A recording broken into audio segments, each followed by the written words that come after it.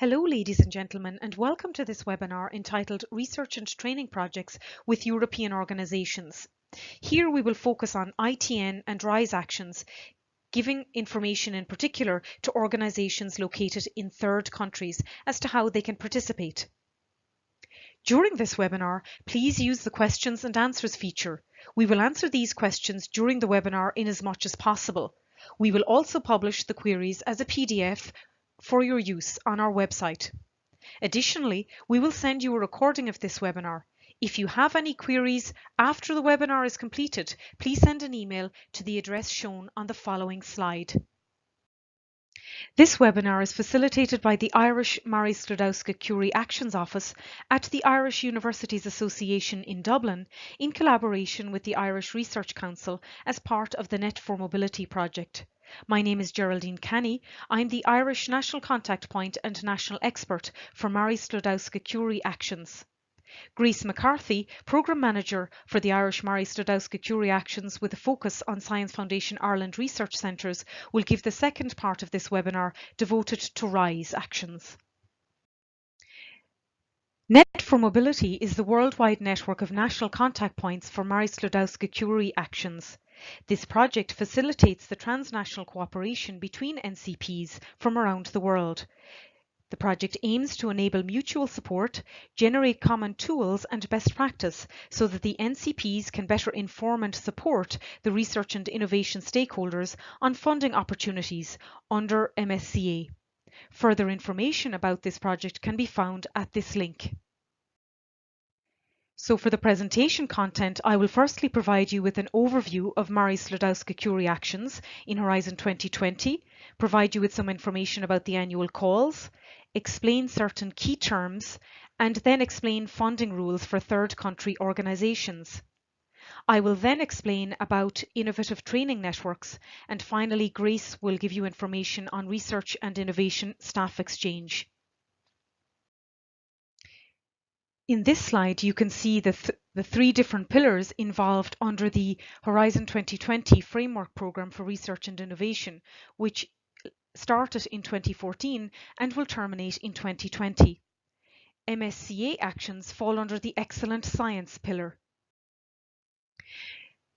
Mary Sklodowska-Curie actions have been allocated a total budget of €6.2 billion for this framework programme. Here, all research areas are funded with no thematic calls or priorities. There are annual calls for proposals which shall be detailed in the coming slides. The central objective of Mary Sklodowska-Curie actions is to enhance the career prospects of researchers all along the career path by providing them with training in research core and transferable skills. This training is done through mobility, which should be intersectoral, international and interdisciplinary. This table shows the annual calls for the different Mary Sklodowska-Curie actions. Here we will focus on ITNs and RISE actions. For ITN, the next deadline is the 15th of January 2019. For RISE, there is an upcoming deadline on 21st of March this year, and the deadline in 2019 is the 2nd of April. In the following slides, I will detail the terms in these three categories individually: the participating organisations in an MSCA consortium, the types of sectors, and the country categories. Firstly, for the participating organisations, of which there are three types. The beneficiary is the legal entity that signs the grant agreement, receives funding and claims costs. The beneficiary has responsibility for the implementation of the action. The coordinator is the beneficiary in the consortium who is the central contact point of the project. They are responsible for the submission of the proposal and the overall coordination and successful delivery of the project. Thirdly, partner organisation. POs do not sign the grant agreement and cannot directly claim costs. They contribute to the implementation of the action. There are two types of sectors, the contribution of which is essential in Mary Sklodowska-Curie actions. The non-academic sector includes public or private higher education establishments awarding academic degrees. Also public or private non-profit research institutes whose primary mission is to pursue research. The non-academic sector includes socio-economic actors not included in the academic sector, for example, industry and companies, government, charitable organisations, cultural institutions, NGOs, some hospitals, international organisations, etc. There are three country categories: member states, associated countries, and non-associated third countries.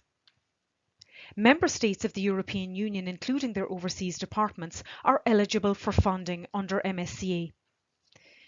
Associated countries have an international agreement with the EU. More information about these countries can be found at this link. These countries are also eligible for funding. Non-associated third countries are neither EU member states nor associated countries and are eligible for funding under different circumstances, which I will explain in the following slides. Third country funding participation eligibility is based on whether third countries are listed in the General Annex A of the relevant work programme or whether they are not listed in this General Annex A. Third countries listed in the General Annex A of the work programme are generally eligible to receive funding. In the second instance, for third countries not listed in General Annex A, they are only eligible to receive funding in two exceptional cases.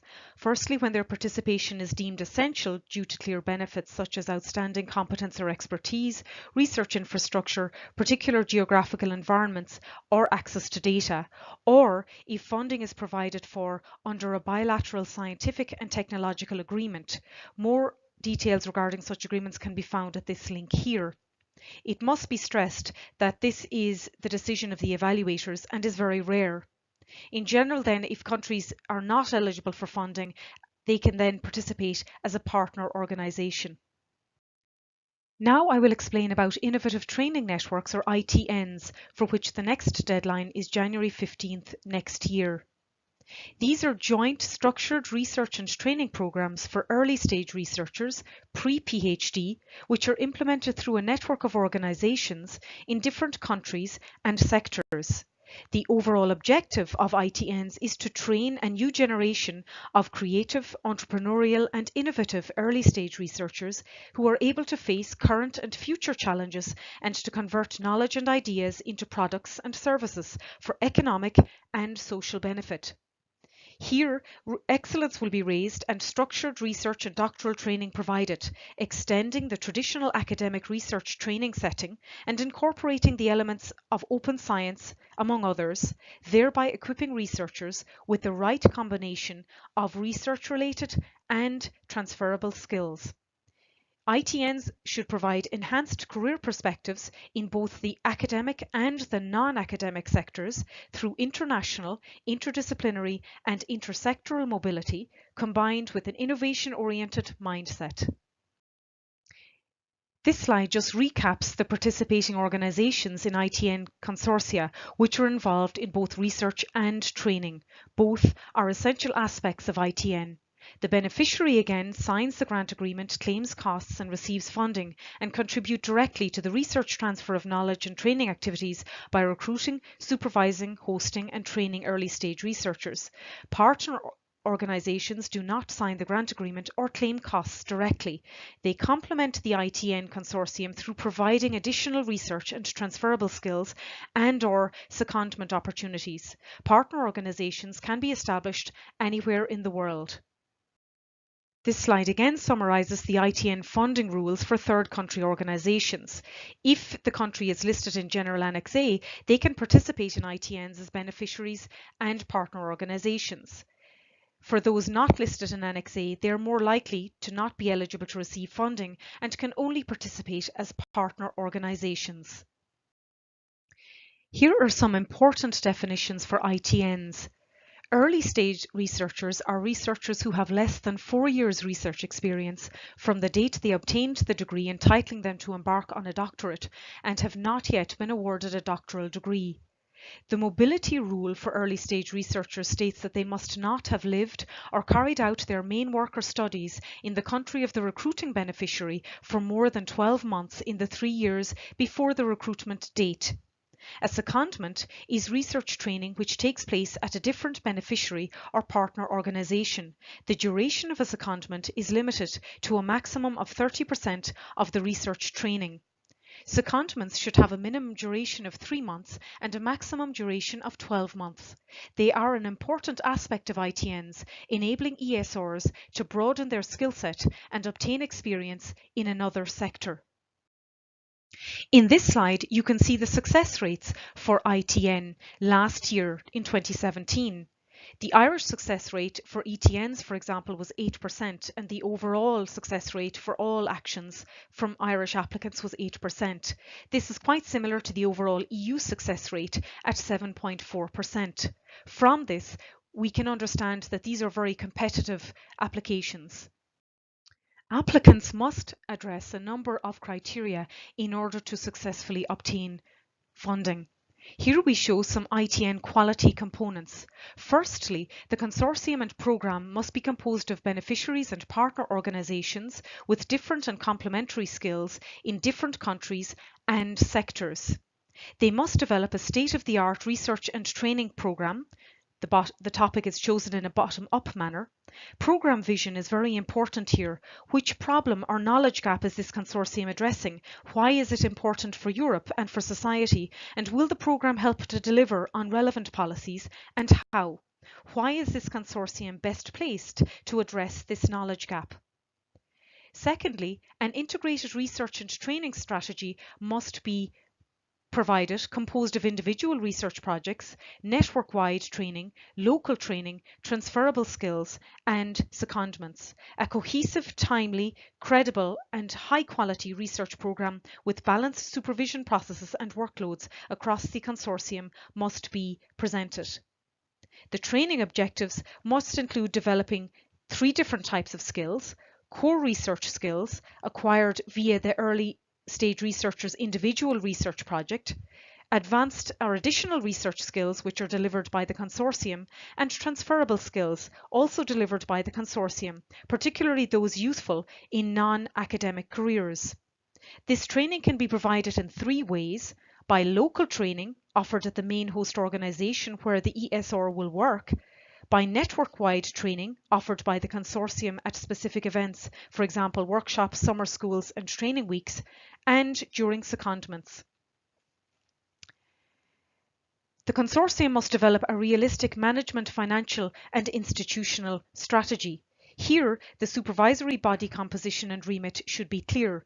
The administrative units responsible for ESRs should be identified, finances should be planned, and risks and contingency allowed for. Note that a maximum of 40% of the total funding can be awarded to any one country in the consortium. Finally, the best equipped ESRs should be recruited and selected in a fair and transparent manner, and all ESRs must have work contracts. Value must be delivered to these ESRs, increasing and enhancing their future career prospects. They should be supported in terms of visas, accommodation, scientific infrastructure, etc. The ESRs should be supported to integrate both academically and culturally into their new environments. The overall strategy for ITN is built upon a number of established EU policies as shown in this diagram. When writing an ITN application, it is important to be aware of these policies and to refer to them within the proposal. The European Charter for Researchers and Code of Conduct, for example, should be read by all applicants and should form the basis for the recruitment strategy. The principles for innovative doctoral training are also very important, and these are research excellence, attractive institutional environment, interdisciplinary research options, exposure to industry and other relevant employment sectors, international networking, transferable skills training, and quality assurance. All of these must be used to compile an excellent ITN proposal. For further details about how this can be done, please consult our ITN handbook, which can be accessed at this link. Now for the types of ITN. There are 3 types: European Training Networks, or ETN, European Industrial Doctorate, or EID, and European Joint Doctorate, EJD. The similarities between the 3 are that they all have a project duration of 48 months and a similar application process, which is described on slide 24. There are optional secondments for 30% of ESR recruitment.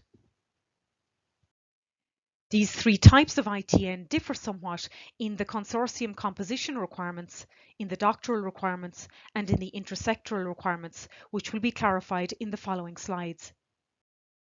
Firstly, for European Training Network or ETN, the minimum requirements are as following. The consortium must be composed of 3 beneficiaries from 3 different member states or associated countries. The PhD requirement isn't absolute, but is recommended, and typically each ESR receives a doctorate. Therefore, an ETN might be composed of a research centre in Sweden, a company in Estonia, and a university in Poland. Here you can see that both the academic and the non-academic sector are represented. Please note that ETNs are the most common type of applications, and the majority of the budget is allocated to ETNs.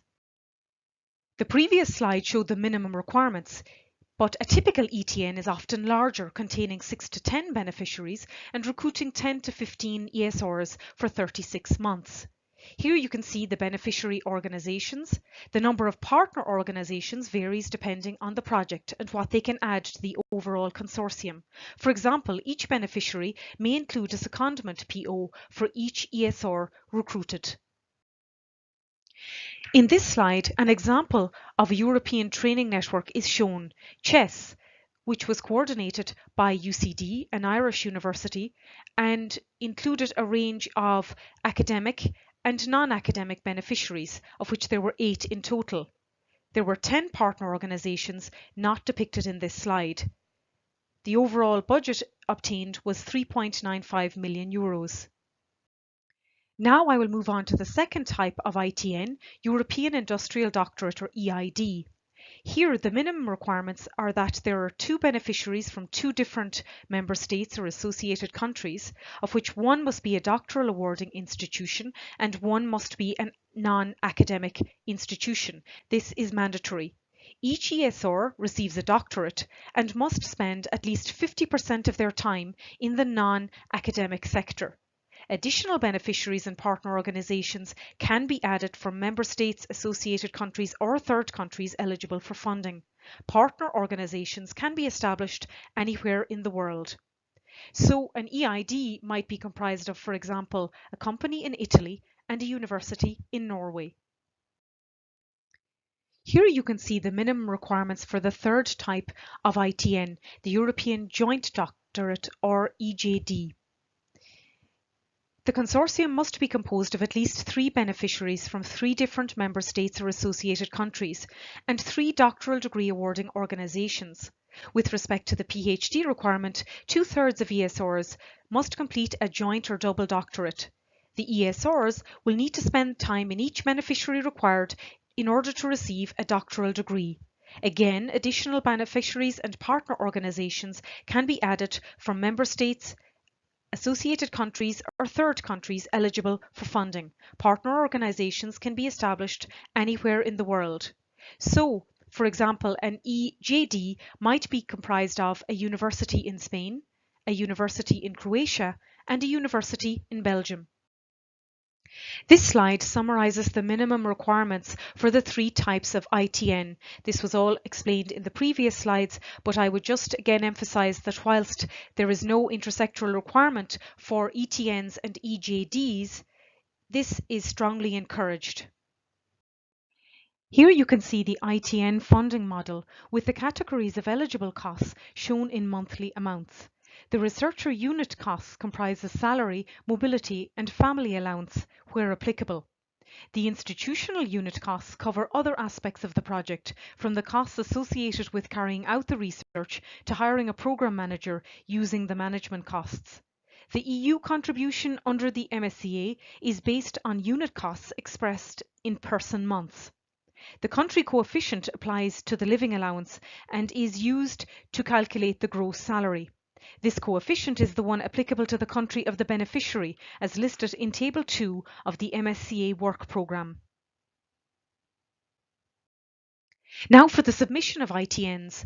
Proposals must be submitted electronically by the coordinator through the call page on the participant portal. All three parts are submitted together. Part A consists of administrative forms. Here, third country organisations would need to provide information regarding their organisation and to have a participant identification code or PIC, which is now mandatory. The second part, Part B1, is comprised of the excellence, impact and implementation sections, and this is very important for the scoring.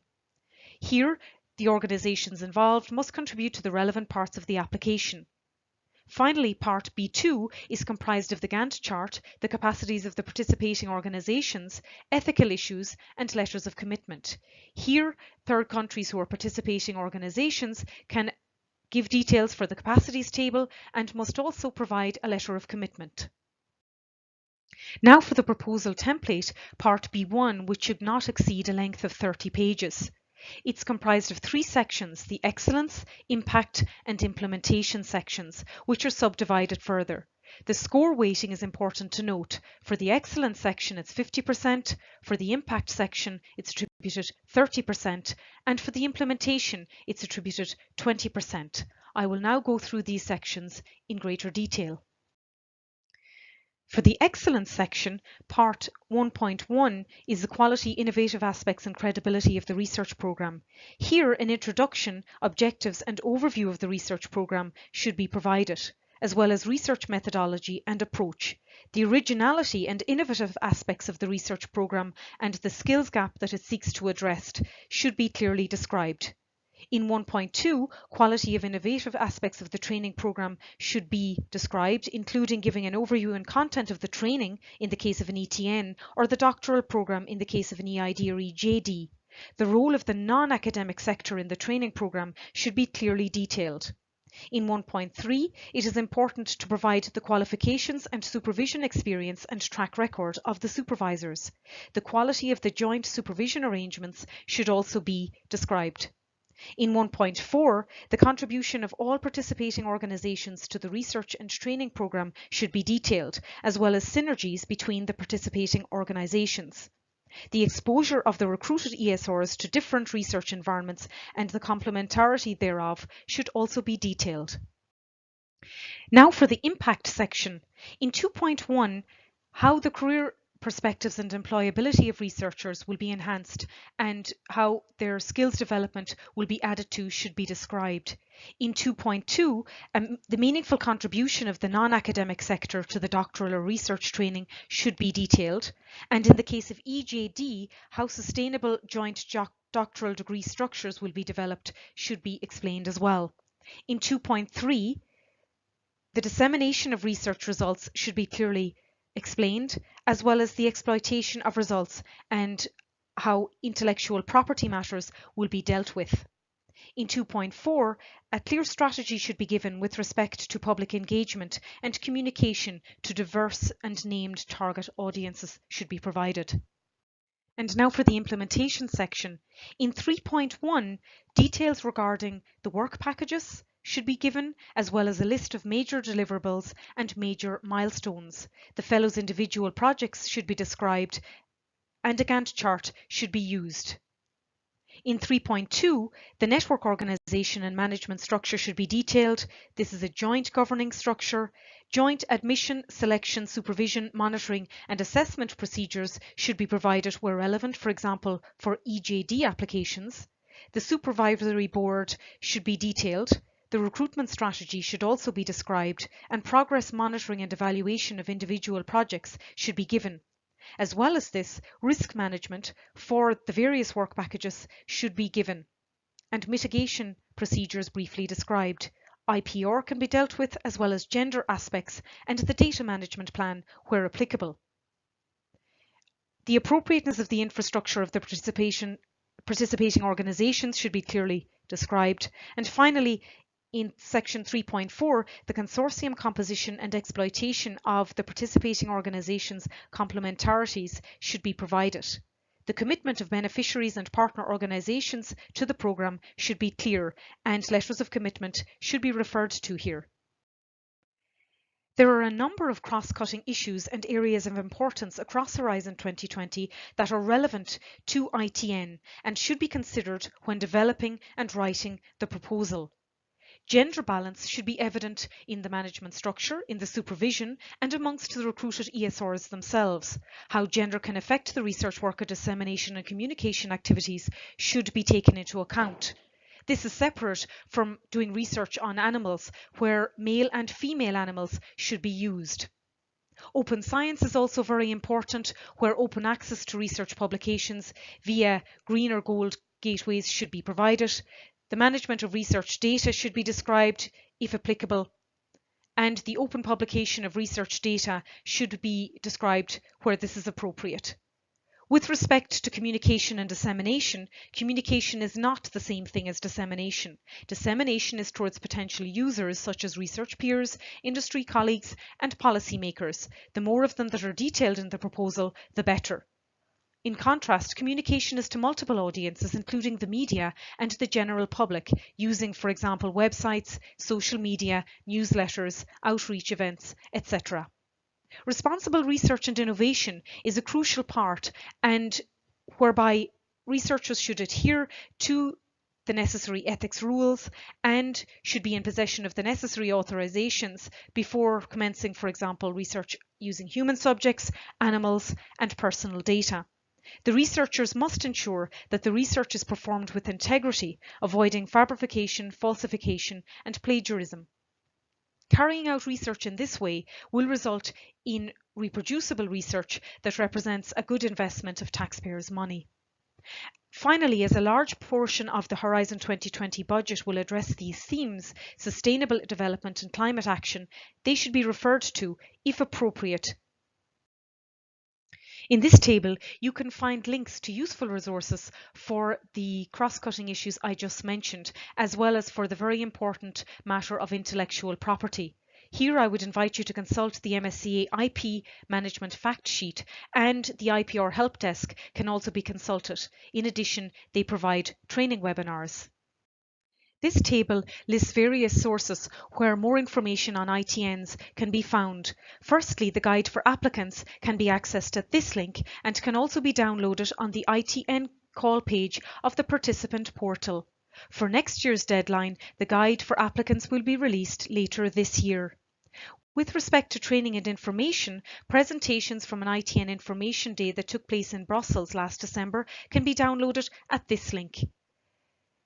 At this link, you will find training documents provided by ourselves at the IUA, including the handbook and previous webinars. Should you wish to know about existing ITN projects, you can find them on the EU Commission's Projects and Results Service at this link. Filter the programme to MSCA ITN. Should you be interested in finding partners, you can do so on the European Commission's Partner Search portal. And finally, if you need information, you can also contact the MSCA National Contact Point in your own country. Those individuals are listed at this link. An additional useful resource are the frequently asked questions regarding ITNs, which can be accessed here. Here are a couple of questions that might typically be asked. You can also apply to existing ITNs. There are a number of already fully funded ITNs running in a variety of research areas. So who can be recruited into a running ITN? Early stage researchers from anywhere in the world, as long as they meet the mobility rule that was described on slide 18. ESRs may, in agreement with the supervisor and beneficiary, implement their project on a part-time basis. What does it mean if you're recruited into an ITN? An ESR can undertake research project with an international network of academic and non-academic organisations and receive state-of-the-art research skills and transferable skills throughout the duration of the programme, which typically lasts for 36 months. In order to know what ITNs are recruiting ESRs, you can simply go to the Euraccess Jobs and Funding portal, where all vacancies are published. Hello, I'm Grace McCarthy and I will bring you through the rest of this webinar, which will focus on Research and Innovation Staff Exchange, also known as RISE. As mentioned in the earlier slides, the deadline for RISE is on the 21st of March 2018 and the 2nd of April 2019. RISE funds a research project aim to transfer knowledge between countries, sectors and disciplines. This transfer of knowledge is implemented via secondments of existing staff in an organisation. Before I give an overview on how to participate in RISE, it is important to understand how it works. Firstly, the RISE structure consists of participating organisations from the academic and non-academic sectors based in Europe through the EU member states and associated countries and outside Europe in third countries. This network of organisations develops an innovative research project in an area that is significant to them. The objectives of the research project are achieved through staff secondment from one participating organisation to another.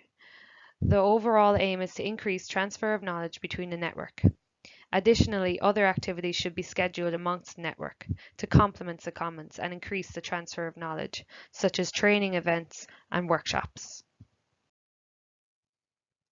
As mentioned in the previous slides, there are different terms for participating organisations in Myers-Sklodowska-Curie actions.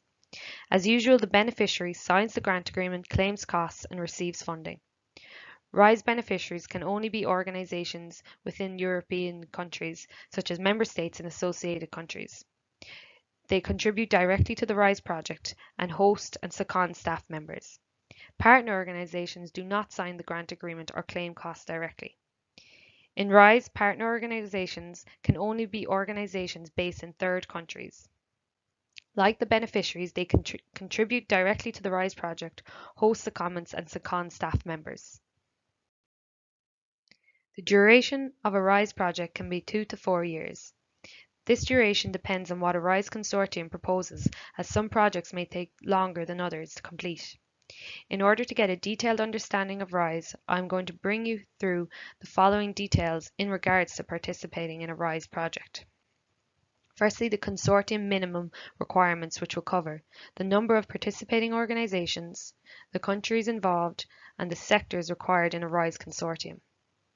I will then discuss the RISE secondments, including the goal of RISE secondments, the staff members eligible to partake in secondments, the secondment duration and how it links to the calculation of the RISE budget, and last but not least, the eligibility of secondments. In regards to the RISE consortium, there are 3 requirements as follows.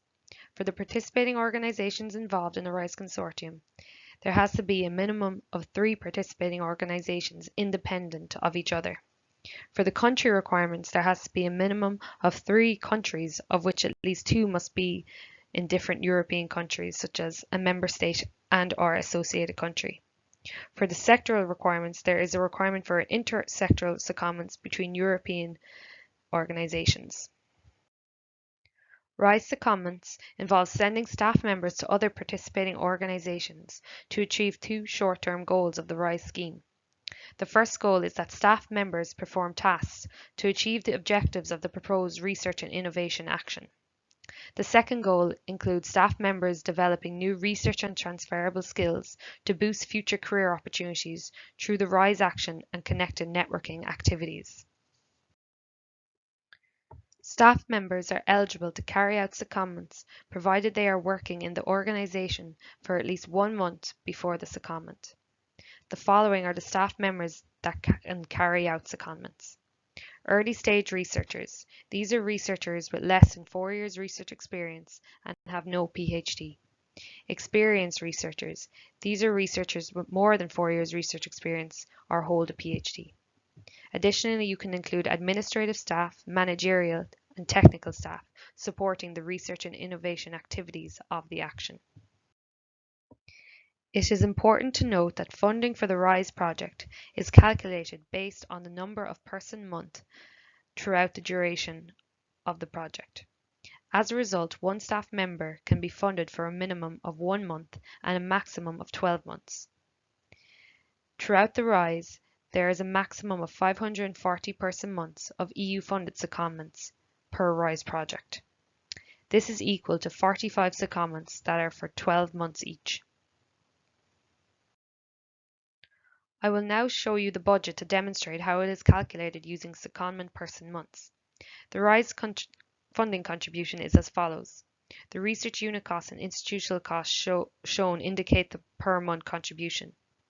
As a result, the budget is calculated automatically by calculating the secondment person month. The RISE funding is allocated to the coordinator, who distributes the contribution to each beneficiary according to their secondment person months by staff members to other participating organisations. RISE secondments have a number of eligibility criteria in order to be classified as a secondment and receive the associated funding as a result. The following secondments are considered eligible: intersectoral secondments between organisations in Europe, secondments between Europe and third country organisations in any sector. The same staff member can be seconded to different hosting organisations, as long as they spend at least 1 month in each organisation to receive funding. For example, staff members might want to go to a company for 5 months in Europe and a third country organisation for 7 months. No conditions on the distribution of secondments between participating organisations. For example, it is okay if one organisation in the consortium seconds or hosts more staff member than another participating organisation. And finally, there is an inbuilt return mechanism. This is another important consideration in relation to secondments. This means that after the secondment period, the exchange staff members should be reintegrated back into the sending organisation. I will now go through eligible and ineligible secondments. This example goes through eligible European secondments. Secondments between European organisations, which are based in member states and associated countries, must be intersectoral. In the example given here, there are 3 participating organisations in Europe. Eligible secondments in this case are between the University of Norway and the company in Spain, also between the University in Ireland and the company in Spain. I will now go through examples of RISE ineligible European secondments. As mentioned in the previous slide, secondments between European organisations must be intersectoral. In the example here, there are 3 participating organisations in Europe, either based in a member state or an associated country.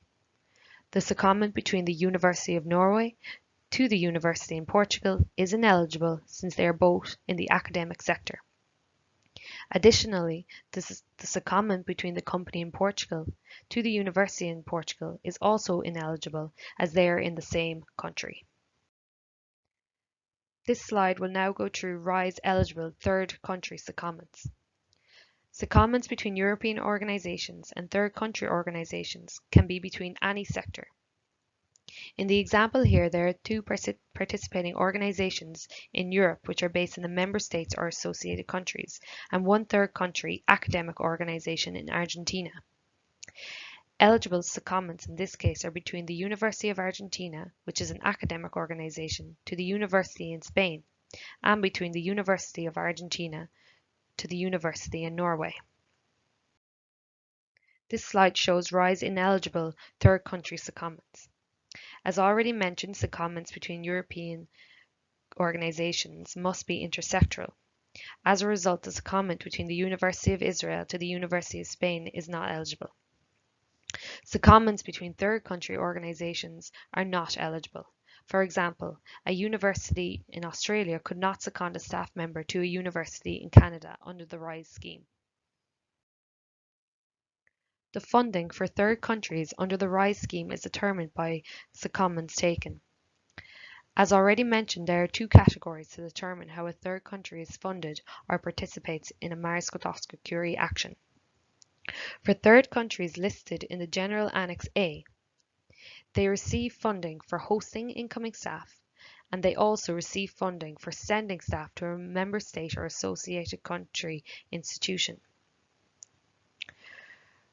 For countries not eligible to receive funding, they are eligible to receive funding for hosting incoming staff in their organisation, but they are not eligible to receive funding for sending staff to a member state and associated country institution.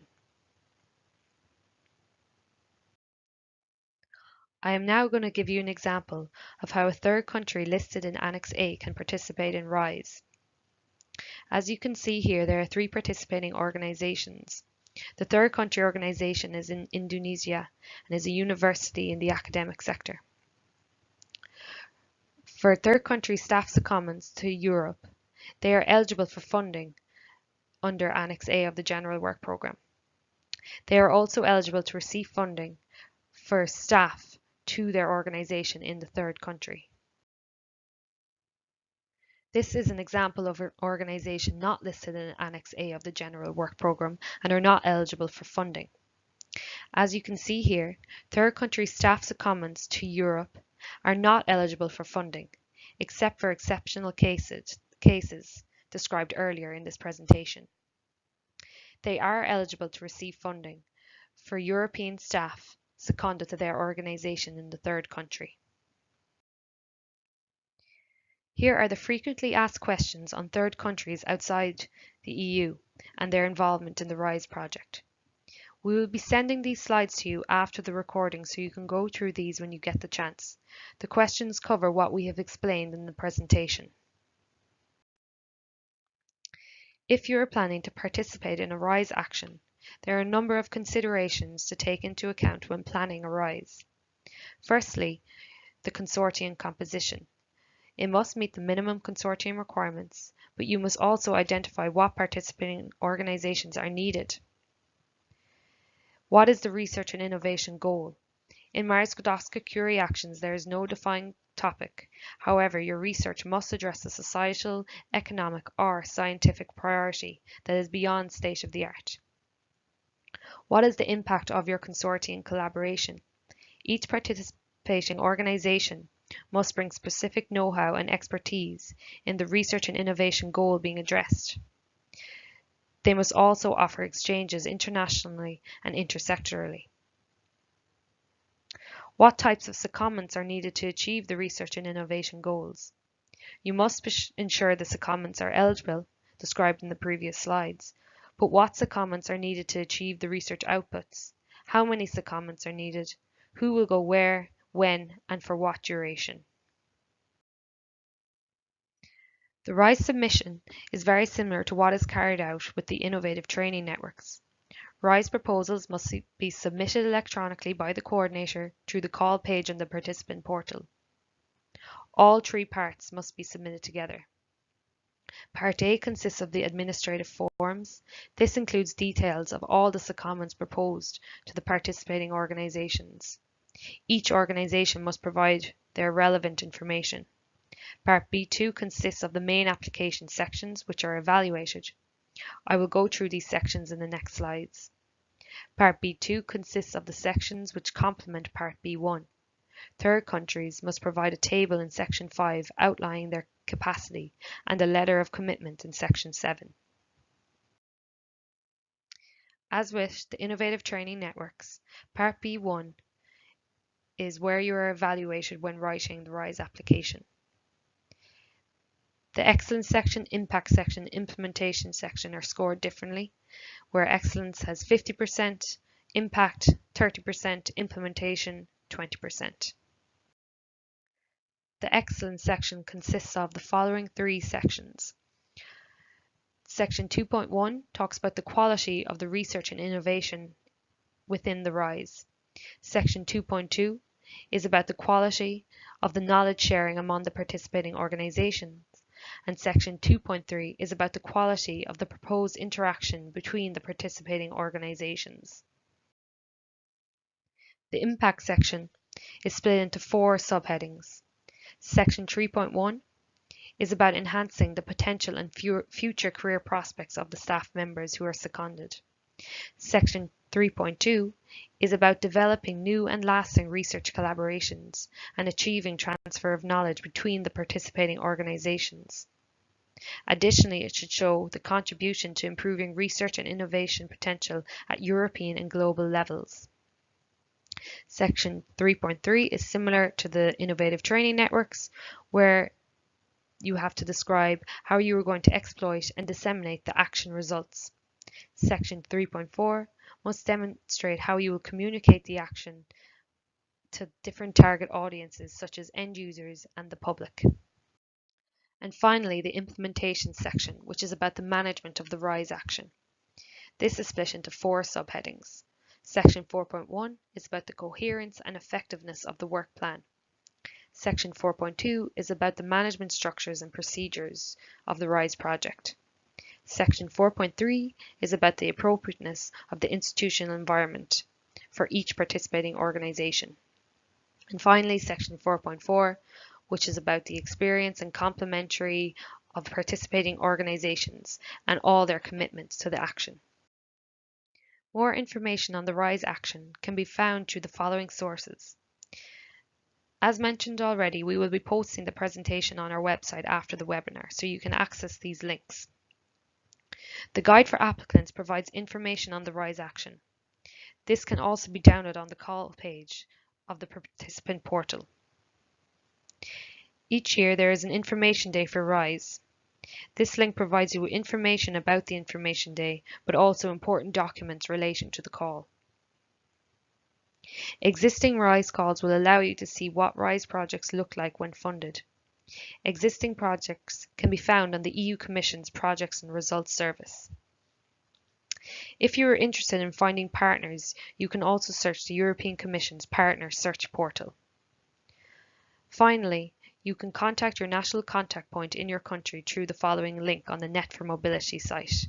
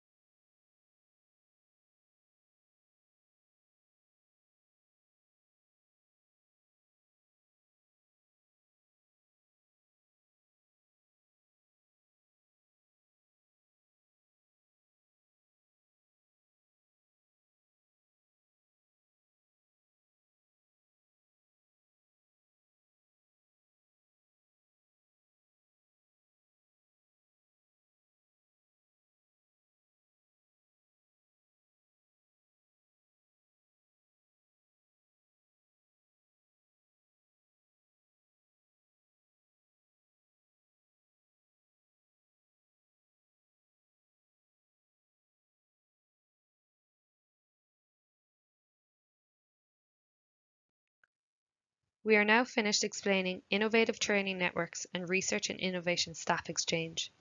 We will be sending a recording of this webinar after the presentation. We will also post the webinar slides to access important links provided in this presentation. If you require more support, please contact your national contact point in your country. You can also contact your research support offices in your organisations or potential host organisations. Check out the following information on countries outside the EU that are in bilateral EU cooperation projects. Finally, the other Marie Skłodowska-Curie actions are described in the following links. Please familiarise yourself with these for other opportunities under Marie Skłodowska-Curie. And finally, I will introduce you to EURAXESS, which is useful if you are interested in Marie Skłodowska-Curie actions. Please familiarise yourself with the following links, such as the EURAXESS website, the EURAXESS Jobs and Funding portal, which is useful when finding job offers and funding opportunities, such as innovative training networks, EURAXESS Worldwide, and EURAXESS hosting agreements, which are fast-track immigration schemes offering a number of benefits, such as exemption from work permits. Thank you for listening. We hope this information was useful.